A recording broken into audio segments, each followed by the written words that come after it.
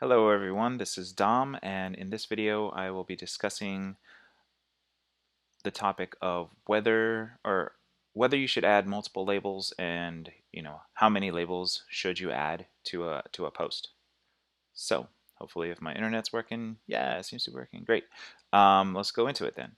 So here I have a post and it's about battlefield acupuncture relieving veterans pain, and there's a link to the post on hashtag VantagePoint. VantagePoint, here it is. It's all about using acupuncture and the benefits of this treatment. So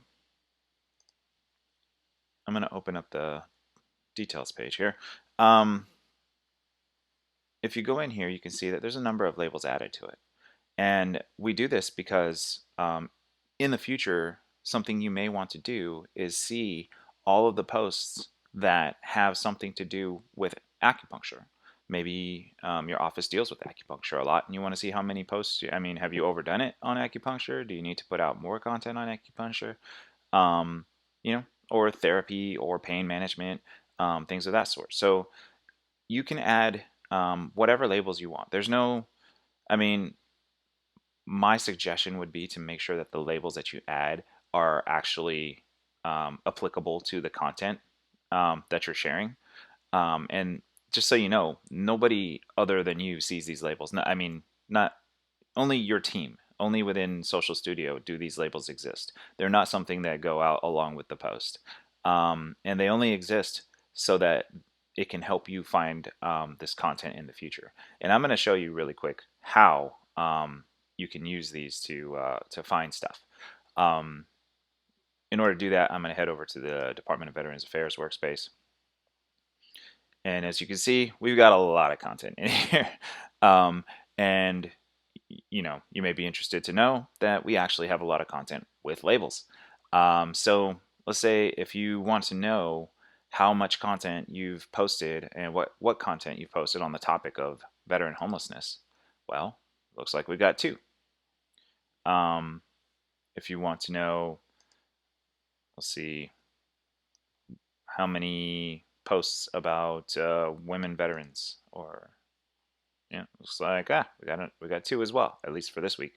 Um, let's see, what about the Army? How much stuff do we got about the Army? Oh yeah, lots of stuff. So this can really help you narrow down, see like how many times have I hit this piece of content or this topic this week, and should I do more? Should I do less? Am I good to go? Um, Additionally, if you wanted to, and I'll go over this in a future video a little bit more in depth, but you can run reports based on labels as well. So if I wanted to go in here and I can go to show filters and match any of these labels, Army, boom, apply filters. Now I want to see what content I got that has to do with the Army.